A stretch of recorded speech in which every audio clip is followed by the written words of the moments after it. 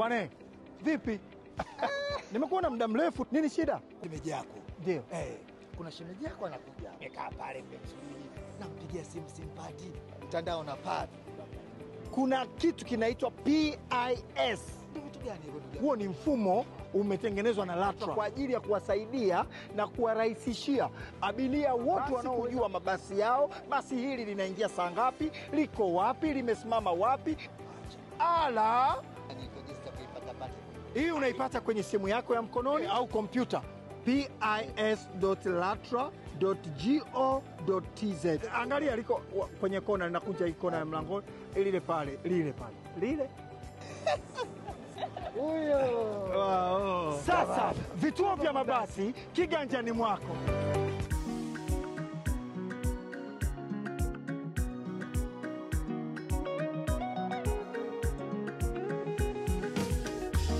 Mamlaka ya udhibiti usafiri ardhini LATRA, pamoja kwa usafiri bora. LATRA, pamoja kwa usafiri bora. LATRA, mamlaka ya udhibiti usafiri ardhini LATRA ni taasisi ya umma.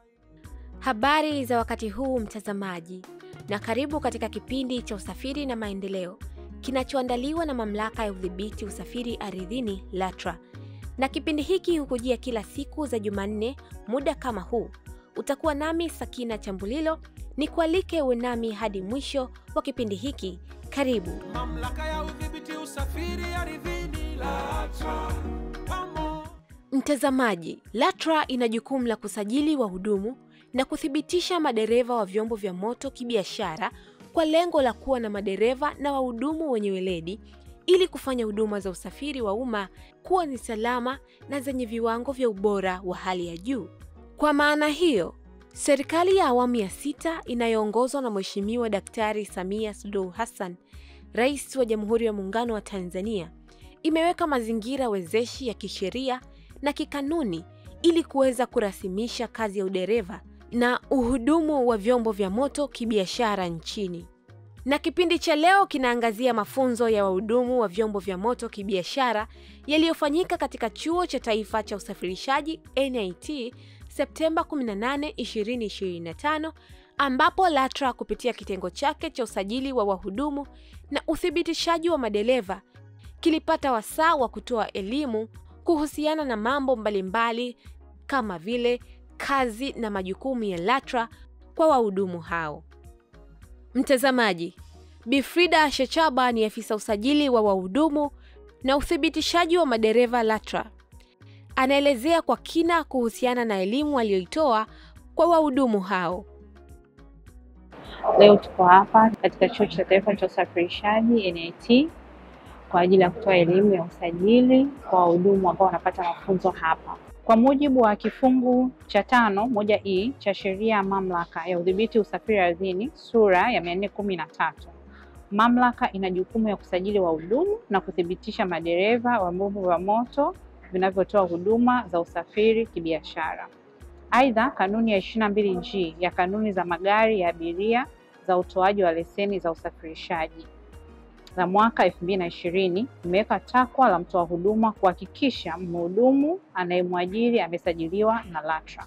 Vilevile, kanuni ya 21D ya kanuni za uthibitishaji madereva na usajili wa wahudumu wa magari ya kibiashara za mamlaka ya udhibiti usafiri ardhini zinamtaka mhudumu wa magari ya kibiashara kuwa na kadi ya usajili iliyotolewa na mamlaka. Kwa hiyo tuko hapa kwa ajili ya kutoa elimu kuhusiana na kazi za mamlaka, LATRA ni nini, wajibu ambao LATRA inayo, kutoa mwongozo namna ya kufanya usajili kwenye mfumo wetu wa RIM, na kisha baada ya usajili tunawaelekeza wahudumu nini kinakufuata, ambapo wanatakiwa wapate kitambulisho. Dhumuni kuu la kufanya mafunzo haya ya kushiriki katika mafunzo haya kama nilivyosema ni kutoa elimu na kisha kuwatoa wahudumu katika mazoea ya ile kazi ambayo wanafanya, hivyo wafanye kulingana na mafunzo ambayo wanapata katika hivi vyuo. Lakini vyuo ambavyo vinatoa mafunzo mpaka sasa ni Chuo cha Taifa cha Usafirishaji ambacho tuko hapa leo, Chuo cha Biashara CBE na Chuo cha Ufundi Arusha. Na pia mamlaka itatoa idhini hapo baadaye katika chuo cha VETA ili kusogeza huduma karibu zaidi za kupata mafunzo haya katika kila mikoa na wilaya. Mtazamaji, mafunzo haya yameangazia mambo ambayo wahudumu wa vyombo vya moto kibiashara wanapaswa kuyafanya na ambayo hawapaswi kuyafanya wanapokuwa wakitimiza majukumu yao kwa mujibu wa sheria. Bi Frida anaelezea zaidi. Kuwaelekeza wahudumu wanaopaswa kuyafanya katika kutoa huduma katika magari ya masafa marefu na mambo ambayo hawapaswi kufanya kwa mujibu wa sheria. Hivyo tumetoa elimu kuhusiana na tiketi mtandao, tumetoa elimu kuhusiana na kuweka alama za mizigo, kutobeba bidhaa hatarishi, kutozidisha abiria, kuhakikisha usafi wa mazingira ya gari na mazingira ya nje, kuhakikisha wanafuata ratiba ambazo magari yamepewa kulingana na leseni zao, kuhakikisha pia vyombo vya taka ambavyo vimewekwa kwenye magari vinatumika na wanatoa maelekezo. Tumewaelekeza pia kwa mujibu wa sheria na kanuni ya usafirishaji wa mabasi ya abiria kwamba wanapaswa kutoa huduma bora na kutokuwa na lugha ambazo haziruhusiwi kutoa lugha chafu kwa abiria. Pia tumewaelekeza kutozidisha nauli kwa mujibu wa sheria na kwa mujibu wa masharti ya leseni. Wasafirishaji wamepata mwamko wa kukata leseni za usafirishaji. Njia mpya za usafiri wa mijini zinafunguliwa. Sasa wananchi wanafika popote muda wowote. Safari za mabasi saa 24 na huduma kwa wateja saa 24. Fursa imefunguliwa ya uwekezaji katika. Mtazamaji, wahudumu wa vyombo vya moto kibiashara wanazungumzia mafunzo waliopewa na maafisa wa LATRA, ambapo wahudumu hao wanafurahishwa na kuzifahamu sheria za LATRA na misingi inayosimamia taaluma yao. Kwa siku ya leo nimejifunza vitu vingi na nimegundua pia kumbe hii kitu ni muhimu sana, hasa huko barabarani kwenye safari. Nimejifunza pia kuna umuhimu wa kukagua mizigo ya abiria pamoja pia na abiria na mali zao. Pia nimegundua pia ni muhimu sana katika swala zima la ukataji wa tiketi ili kuwe na usalama hata itakapotokea shida yote njiani. Nimejifunza pia kwa mfano unaweza ukawa kwenye basi lako unahitaji mwenye kampuni anataka kupandisha mzigo hatari, alafu mimi kwa kuwa nimepitia mafunzo haya sihitaji ule mzigo ili kwa usalama wa mimi na abiria wangu. Nimejifunza kuwa kumbe kuna namba za kupiga ili kutoa taarifa ili kuweza kuniokoa mimi pamoja na abiria wangu kutokana na ule mzigo hatari nilioubeba kwenye gari. Kwanza kabisa napenda kutoa shukrani za dhati kwa LATRA kwa kutupatia mafunzo haya ya jinsi gani ya kumhudumia mteja pindi hapo katika ofisi zetu na magari yetu kwa ujumla. Kwanza kabisa katika mafunzo haya nimejifunza mambo mbalimbali ikiwemo namna gani ya kufikisha huduma bora kwa mteja ili kuhakikisha mteja anaridhika na kile alichokilipia na kile alichokitarajia kwamba atakikuta ndani ya gari ama katika ofisi ya kampuni.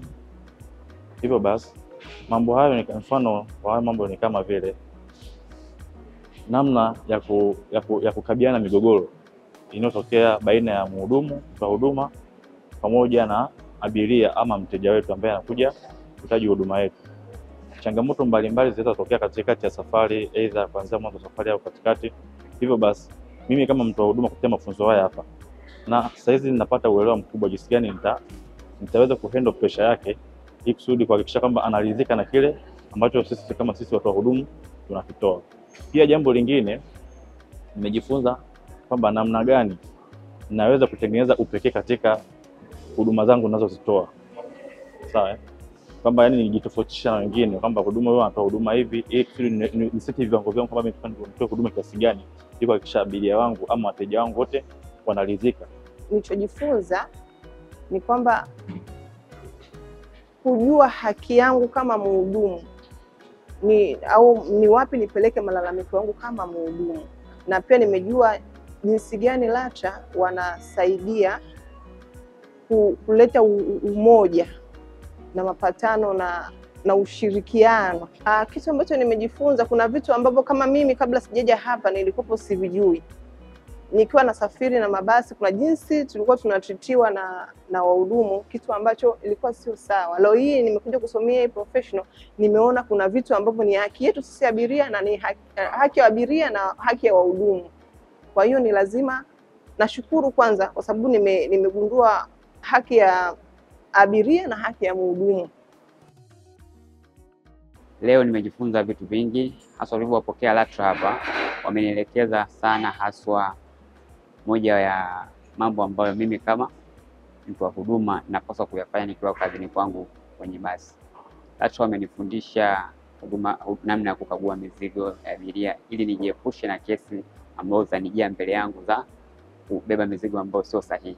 Utofauti wa mwanzo na sasa hivi, mwanzo nilikuwa nafanya kazi kwa mazoea kwamba mimi ni conductor, nafanya tu kazi yani pasipo na principles zote, lakini sasa hivi ninafanya kazi kwa kutokana na mafunzo ambayo nimeyapata. Nitakuwa ninafanya kazi kama mtu ambaye tayari nimepata elimu, nimekuwa msomi kwa taaluma ambayo ninayo sasa hivi, nina uwezo wa kufanya kazi nzuri na kwa kiwango bora.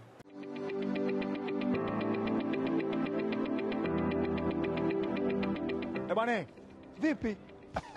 Nimekuona muda mrefu, nini shida? Shemeji yako. Ndio. Kuna shemeji yako anakuja. Amekaa pale pembeni. Nampigia simu simpati. Mtandao unapata. Kuna kitu kinaitwa PIS. Ndio kitu gani hivyo? Huo ni mfumo umetengenezwa na LATRA kwa ajili ya kuwasaidia na kuwarahisishia abiria wote wanaojua mabasi yao, basi hili linaingia saa ngapi, liko wapi, limesimama wapi. Ala, hii unaipata kwenye simu yako ya mkononi au kompyuta. pis.latra.go.tz. Angalia liko kwenye kona, linakuja ikona ya mlango lile pale. Huyo. Wow. Sasa vituo vya mabasi kiganjani mwako. Mtazamaji, kama unajiunga nasi, kipindi hewani ni Usafiri na Maendeleo, na kinaangazia mafunzo ya wahudumu wa vyombo vya moto kibiashara yaliyofanyika katika Chuo cha Taifa cha Usafirishaji NIT Septemba 18, 2025, ambapo LATRA kupitia kitengo chake cha usajili wa wahudumu na uthibitishaji wa madereva kilipata wasaa wa kutoa elimu kuhusiana na mambo mbalimbali kama vile kazi na majukumu ya LATRA kwa wahudumu hao. Yaani kwa kuboresha, unatuhakikishia sasa usalama wetu zaidi abiria, kwamba tunakwa kukimbilia, yaani case of anything unapata chochote, unajua kimbilio lako ni LATRA. Kwa hiyo kwa wanachokifanya ni jambo zuri. Tunaona maboresho katika huduma za mabasi, hasa katika utoaji wa huduma kwa watoa huduma wa mabasi. Tunaona kuna utofauti mkubwa kutoka kipindi cha nyuma, kwa namna ambavyo tulikuwa tunahudumiwa na huduma wa mabasi na hali iliyopo kwa sasa. Sasa hivi huduma zinatoka vizuri, kauli, namna ambavyo wateja wanapata huduma, namna ya kuelekezwa, namna ya kusafiri na mahitaji yote ambayo yanahitajika abiria yapate katika usafiri wa mabasi. Kwa kipindi hiki cha mwaka mmoja tunaona kuna mabadiliko makubwa. Huduma zinatolewa vizuri, mabasi pia yanatii sheria ya namna ambavyo huduma zinatakiwa zitolewe. Kwa sisi abiria sasa hivi tunaona umuhimu wa kutumia huduma hizi za mabasi, kwa sababu tunapata ile hali au tunasema huduma ambayo iliyo bora tofauti na kipindi cha nyuma. Jina langu ni Martin Anthony Ndoyela, ni abiria toka Dodoma kuelekea Dar es Salaam. Na namna tunavyohudumiwa, iwe ndani ya gari au kule tunakopokelewa kwa ajili ya kukatisha tiketi, kweli huduma zao ni nzuri. Lugha wanayotumia kuzungumza na abiria ni nzuri. Niseme hivi, kazi yoyote bila kuelewesha uielewe itakuwa ni ngumu. Kusoma ni kujua nini unakifanya. Kusoma ni kutambua mipaka yako ya utendaji wa kazi ndani ya ofisi yako. lakini kusoma ni kupata ufahamu zaidi wa kuboresha eneo husika na kazi yako. Kwa kusoma ni kitu cha maana sana, pamoja na kwamba mtu anaweza kufanya hajasoma, lakini anaweza kaharibu sana. Makosa yanaweza yakaja kutokana hajakaa darasani, lakini akikaa darasani ana uwezo mkubwa kuboresha utendaji wake wa kazi. Zamani na sasa mimi binafsi naona ni mkubwa mno. Makondakta, madereva sasa hivi wafanye kazi kwa mazoea, yaani wanakuwa very professional, wafanye kazi kwa mazoea, kianzia lugha, kuhudumia abiria.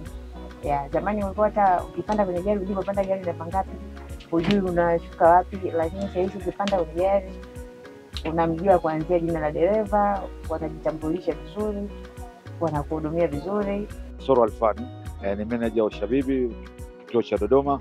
Vijana walivyokwenda kusoma na kweli nashukuru huduma zao zimekuja ni nzuri tofauti na mwanzo. Wanahudumia wateja wangu vizuri. Sasa hivi huduma zangu naona zimekuwa nzuri, ni tofauti na mwanzo. Hata wateja huwa walalamiki mambo ya mizigo kupotea. Na huduma za ndani wateja hawalalamiki kwamba vyoo vyangu labda vichafu. Wahudumu wangu wote wamesoma, wamepewa kitambulisho cha LATRA, na wanafunzi wangu wote ambao wamesoma huduma zao ni nzuri. Na kama mtu ambaye anataka kuajiriwa na kampuni ya Shabibi lazima aende akasome chuo ili aje kupata ajira hapa. Sije bila cheti, anakuja tu na mikono mitupu anataka ajira. Kitu hicho hakiwezekani. Nashauri makampuni mengine ambayo kama hawajatumia nyenzo hizo za LATRA kusoma, naomba waende wakasome, wawapeleke watoto wao wakasome ili huduma ziwe nzuri. Mimi huduma kwangu naziona ni nzuri, na sasa hivi hakuna makelele yote kwa wateja wangu. Na hapa ni kupeleke moja kwa moja kwa wahudumu, wakatueleze ni kitu gani kimewasukuma kusoma kozi hii. Mimi nimekuja kujifunza mafunzo haya kwa sababu nilikuwa nahisi nafanya kazi kama mfanyakazi ambaye sina mafunzo. Faini ambazo nilikuwa napigwa na LATRA barabarani ambao naitia hasara kampuni, ndio moja ya kitu ambacho kilinichagiza hasa kunifanya nije kujifunza kozi hii hapa. Kozi hii hapa nimejifunza mambo mengi. Moja mambo ambayo nimejifunza ni kama kumpa huduma nzuri ya abiria, kumkea abiria anapokuwa anahitaji huduma, kumsikiliza kwa wakati. Haya ni baadhi ya mambo ambayo nimejifunza katika kozi hii. Mimi habari za LATRA nilizipata baada ya kutaka kuwa mhudumu wa kwenye mabasi ya masafa marefu.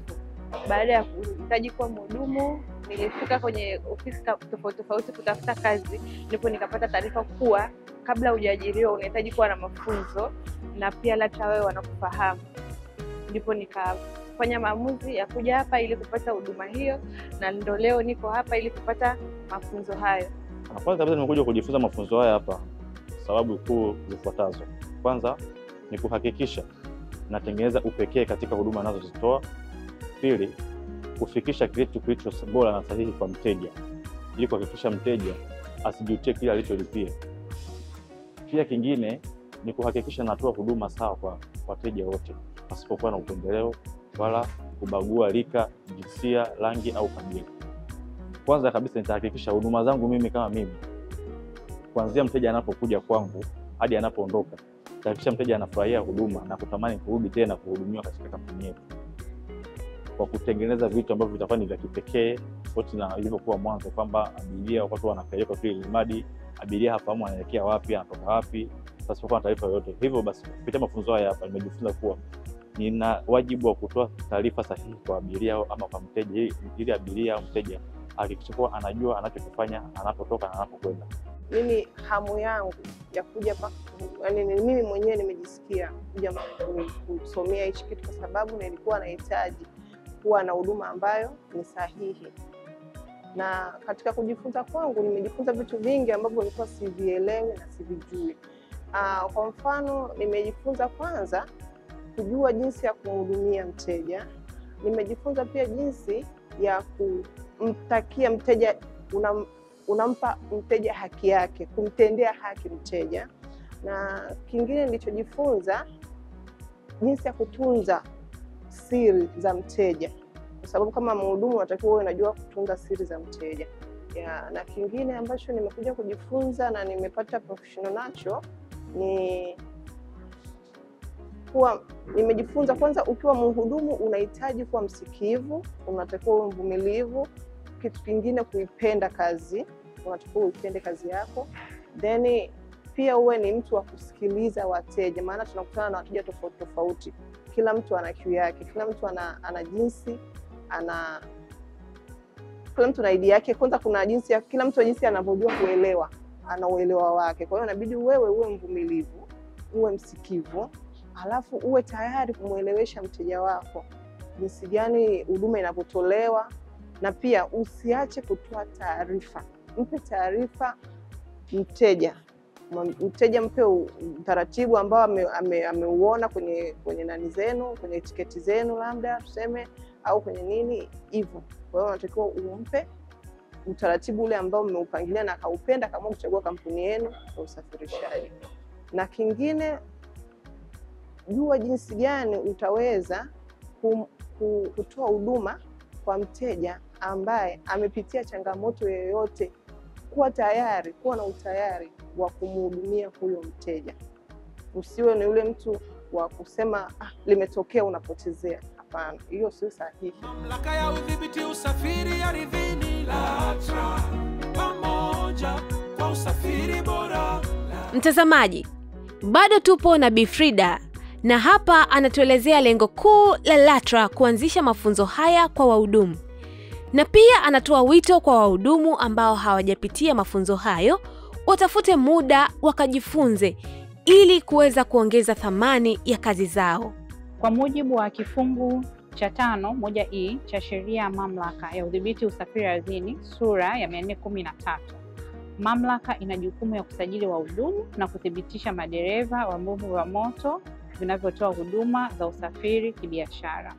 Aidha, kanuni ya 22G ya kanuni za magari ya abiria za utoaji wa leseni za usafirishaji za mwaka 2020 imeweka takwa la mtoa huduma kuhakikisha mhudumu anayemwajiri amesajiliwa na LATRA. Lengo kuu ilikuwa ni kuhakikisha kwamba wahudumu wanapata elimu sahihi kulingana na huduma wanazotoa kwenye mabasi, kuwatoa kwenye tabia zile za mazoea ambazo wamekuwa nazo, mfano kuzidisha abiria, kutotunza mizigo ya abiria, kutoa lugha chafu, kuruhusu mahubiri, kuruhusu biashara ndani ya magari. Kwa hiyo tunategemea kwamba wahudumu ambao wamepata mafunzo watatoa huduma bora kwenye mabasi, watatoa huduma bora za usafirishaji, tofauti na wale ambao hawajapata mafunzo. Tunatoa rai kwa wale ambao bado hawajapata mafunzo kufika kwenye vyuo ambavyo nimevitaja, kwenda kupata mafunzo na kisha kusajiliwa. Lakini sambamba na hilo, wahakikishe kwamba wahudumu wamevaa vitambulisho muda wote wawapo safarini, vitambulisho ambavyo wamepewa na mamlaka. Natoa rai kwa wale ambao wasafirishaji ambao bado hawajaruhusu wahudumu kwenda kupata mafunzo, wakapate mafunzo. Ni faida kwao kwa sababu watakuwa wanafanya kazi ambao wanafanya kazi kulingana na mafunzo ambao wamepewa. Watatoa huduma bora, customer care nzuri kwa abiria, wataongeza biashara, wataongeza soko la biashara, wataongeza abiria katika kampuni zao, lakini pia usafiri utakuwa salama. Kwa wahudumu tunawapa rai kupata mafunzo ili kuwaweka kwenye uwanja mzuri wa ajira. Utafanya kazi ambayo unafanya nayo umeisomea, tofauti na yule ambaye anafanya kazi kwa mazoea. Mamlaka ya udhibiti usafiri ardhini LATRA, pamoja. Mtazamaji, nikukaribishe katika kipengele chako pendwa cha swali la wiki, ambapo vigezo na masharti kuzingatiwa. Mosi, unatakiwa uwe wa kwanza kujibu swali kwenye komenti ya chapisho la swali la wiki husika. Uwe umetufuatilia ama kutufollow kwenye kurasa zetu za mitandao ya kijamii, na mwisho ujibu swali kwa usahihi.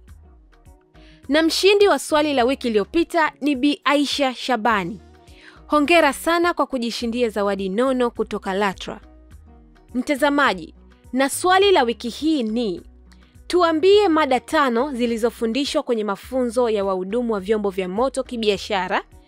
Vile vile tutajie vyuo vitatu ambavyo vinafundisha mafunzo hayo. Mamlaka ya udhibiti usafiri ardhini LATRA, pamoja kwa usafiri bora LATRA.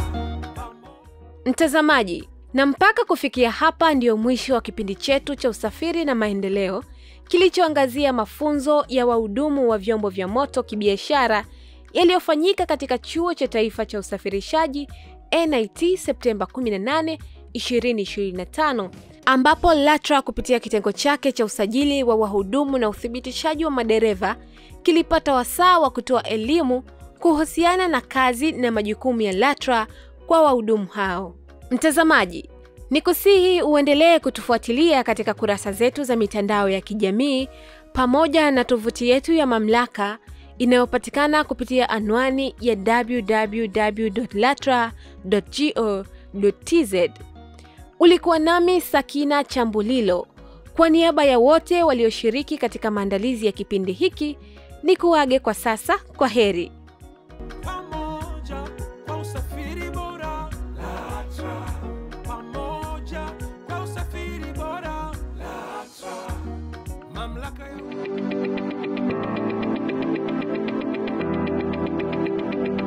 ya Bwana, vipi? Nimekuona muda mrefu, nini shida? Shemeji yako. Ndio. Kuna shemeji yako anakuja. Amekaa pale mmemsubiri. Nampigia simu simpati. Mtandao unapata. Kuna kitu kinaitwa PIS. Ndio vitu gani hivyo? Huo ni mfumo umetengenezwa na LATRA kwa ajili ya kuwasaidia na kuwarahisishia abiria wote wanaojua mabasi yao, basi hili linaingia saa ngapi, liko wapi, limesimama wapi. Ala, hii unaipata kwenye simu yako ya mkononi au kompyuta. pis.latra.go.tz. Angalia liko kwenye kona, linakuja ikona ya mlango lile pale. Huyo. Sasa vituo vya mabasi kiganjani mwako.